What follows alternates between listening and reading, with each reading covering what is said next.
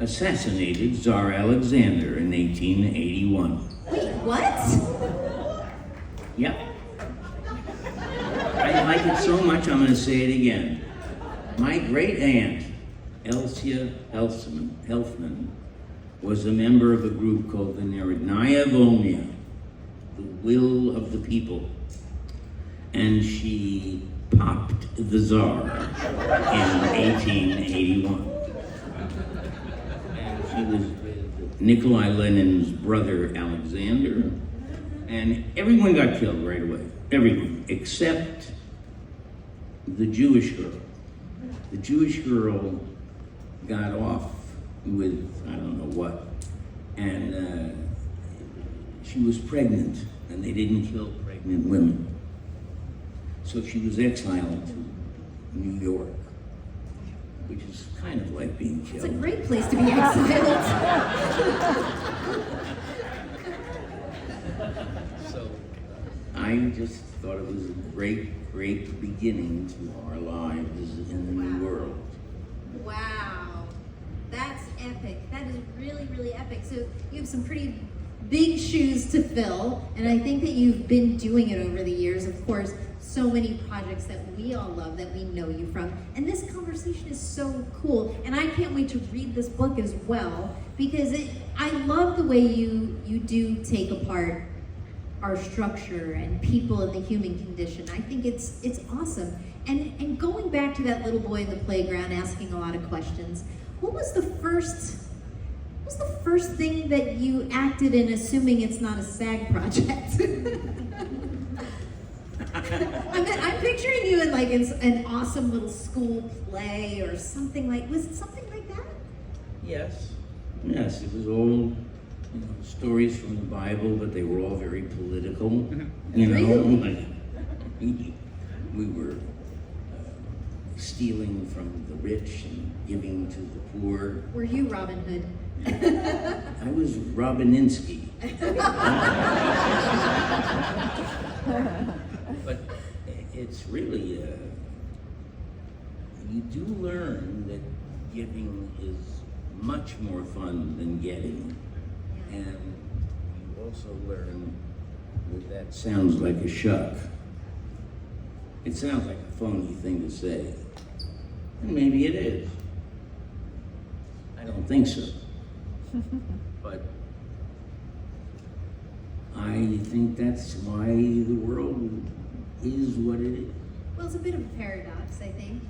Giving is better than receiving, but when you give, you are receiving joy and gratitude, and so you are getting something out of it. Yeah.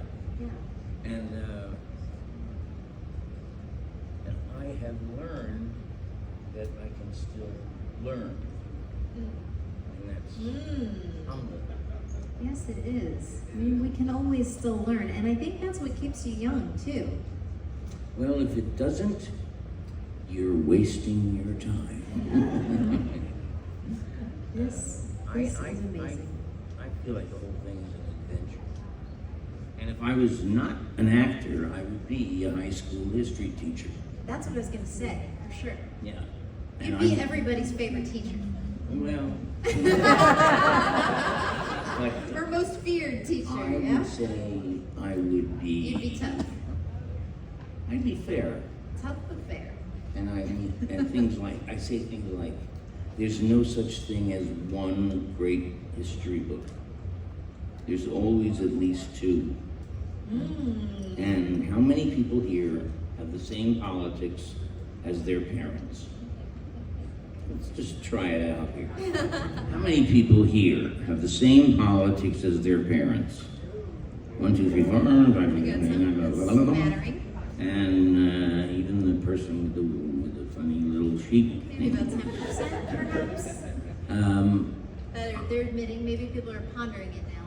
Well, I find it fascinating because I had the same politics as my parents, and they were communists. Oh. And I would say to my mother, why were you a socialist and not a communist? And she said, better donuts. Better donuts. Better donuts. I guess that's a good reason to do just about anything. I think it is. It's a piece of wisdom. That's great. And there's all kinds of examples of things like that. And so what? Because people either behave as if they can't admit that they don't know something. Isn't it funny that when you grow up and you tell your children how to behave, you tell them always cop to the truth and don't fuck around about it. If you don't know, you don't know. How many parents lie about that? Everyone, all of us, just do. And it's crazy. And there was this guy, Jesus of Nazareth, and Never heard of him. he's a very important guy. Ooh, big guy. Big guy. And if you asked him, he would say, I don't know what's so big about me. Yeah. Well, you're the son. Kurt Vonnegut said the mistake that Christians make is that we all say Jesus was the Son of God, and that really pisses God off. And I say that what he should have said is, it's not that he's my son, he's someone's son, anyone's son, and he's being treated pretty badly. And it doesn't matter anything else about him. And think about that. I think that's profound, because you shouldn't treat anyone as badly as that. Because how many of you saw Mel Gibson's film, Passion of Christ? Great movie, scary, great.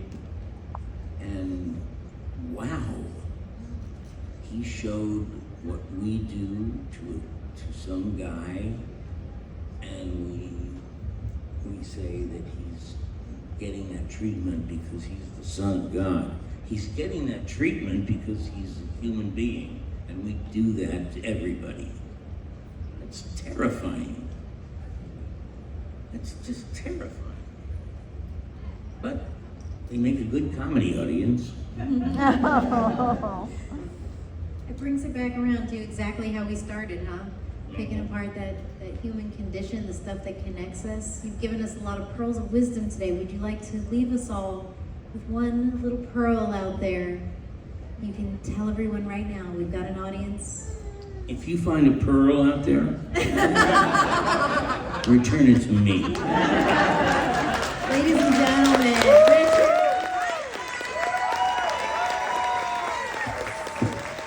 Now I will ask you all to stay for a moment. We like to do a big group photo of the audience, and we'll stand right here. And if you all want to come closer to the stage.